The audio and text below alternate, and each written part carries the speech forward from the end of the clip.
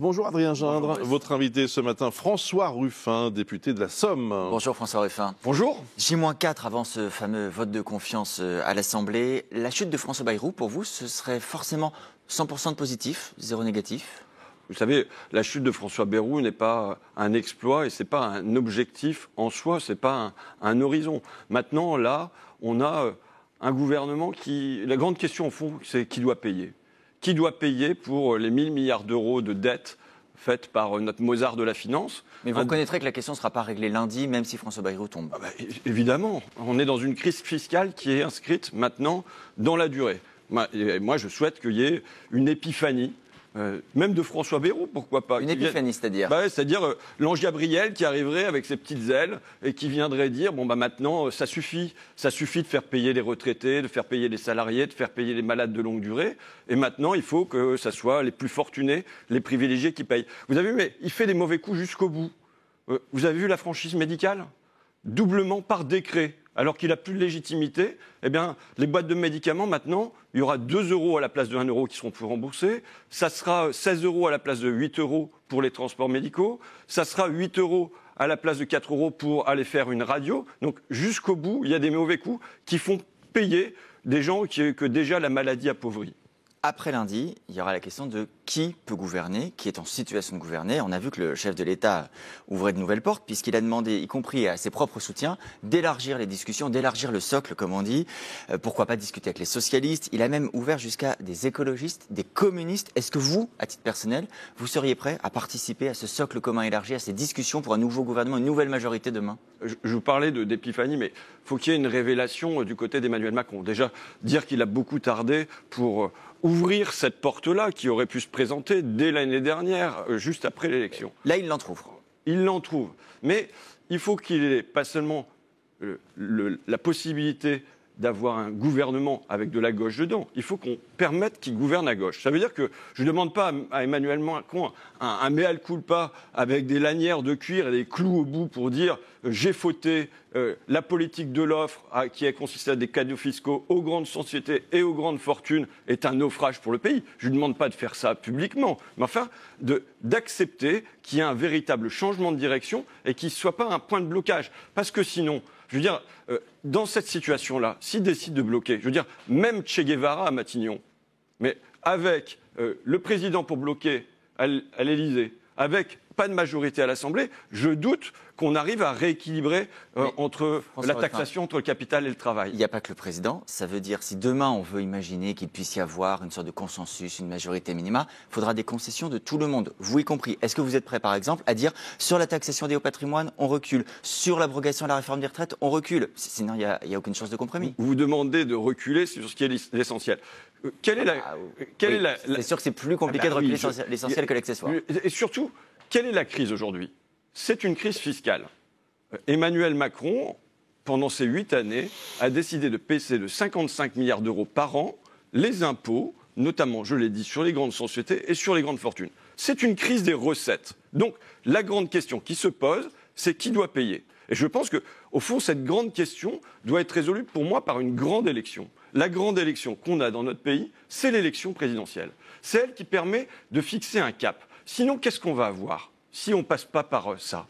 On va avoir encore un an et demi d'enlisement, d'atermoiement. Et je pense qu'aujourd'hui, il est temps qu'à nouveau soit posée la question du cap pour les Français. Alors, que je comprenne bien ce que vous dites. Vous nous dites ce sera tranché en 2027 ou vous nous dites il faut une présidentielle maintenant? Moi, je souhaite une présidentielle dans 6 mois, qu'on ait le temps, chaque parti, de présenter un projet, d'aller l'offrir aux Français, d'en débattre, que ça ne soit pas une dissolution improvisée comme on l'a eu l'année dernière, et que ça permette, et que même le président de la République puisse dire moi je postule à nouveau, je veux retrouver devant le peuple une légitimité. À condition que ce soit constitutionnel. Aujourd'hui, on a une crise fiscale et on a une crise démocratique. Moi, je fais confiance au peuple et je pense que c'est au peuple de trancher quel est le cap qu'on doit donner. Très clairement, en le présentant de manière très polie et policée, vous appelez le chef de l'État à la démission. Je pense que c'est ce que Général de Gaulle avait fait en son temps. Aujourd'hui, on est dans une impasse. On va continuer à s'enfoncer, je le crains, dans cette impasse-là, sauf à laisser la possibilité au peuple français de s'exprimer et de choisir pour la durée une nouvelle stabilité. Mais pourquoi 6 mois, François Ruffin? Après tout, bon, il reste même pas 1 an et demi avant cette présidentielle, sachant qu'une campagne, si on veut qu'elle se déroule bien, correctement, qu'il y ait un vrai débat d'idées, ça prend plusieurs mois. Donc c'est là, c'est après-demain. Vous imaginez, Monsieur Brice Toussaint, on a eu Barnier, on a eu Bayrou, on ne sait pas quelles hypothèses on peut encore avoir, mais des gouvernements qui se succèdent comme ça, on voit l'inquiétude qui monte dans le pays. On voit qu'il y a une question qui a besoin d'être tranchée. Pour moi, la première question à trancher, c'est qui doit payer. Et je le dis, vous savez, les crises fiscales dans notre pays, c'est pas rien. La Révolution française est née d'une crise fiscale et il a fallu les États généraux pour dénouer cette crise fiscale. Je pense que de la même manière, il faut en passer par le peuple, par le pays, lui redonner voix pour dénouer cette crise fiscale. Il ne vous a pas échappé que ce n'est pas à ce stade la pente du chef de l'État. Ça veut dire que ça si ne m'a pas échappé. Le 8 septembre, il vous dit par exemple, écoutez, moi je suis ouvert à la discussion, mais je nomme à Matignon Sébastien Lecornu, Gérald Darmanin, des membres du bloc central. Ce sera la censure automatiquement pour vous? La grande question pour moi, je vais le répéter, c'est celle de l'orientation. Qui ont fait payer? Est-ce que le patrimoine des 500 fortunes françaises a été multiplié par 14 ces 30 dernières années? Mais c'est une manière de dire que pour vous, il n'y a pas de tabou, il n'y a pas de veto. Le SMIC n'a pas doublé. Mais je pose une question qui est une question d'orientation, au-delà des étiquettes. Voilà, évidemment, l'orientation que je propose de justice fiscale est quand même portée par la gauche. De se dire, il nous faut une taxe sur les patrimoines. Comment ça se fait que dans notre pays, le capital soit moins taxé que le travail? C'est pas normal. Vous m'avez répondu, ce ne sera pas un sujet de recul ou de compromis, par exemple, ça. C'est d'autant moins possible de reculer sur cette question, Monsieur Gindre, que c'est le cœur, c'est le nœud. Et vous savez, quand je dis ça, j'ai 80% des Français qui sont pour la suppression des niches fiscales. J'ai 76% des Français qui sont pour rétablir l'impôt de solidarité sur la fortune. J'ai 84% des Français qui sont pour taxer les superprofits. Donc en fait, il y a un profond désir dans le pays démocratique de justice fiscale. Mais ça bouche, ça bloque en haut et on empêche que ce profond désir de rétablir simplement la balance entre ceux qui sont le moins taxés.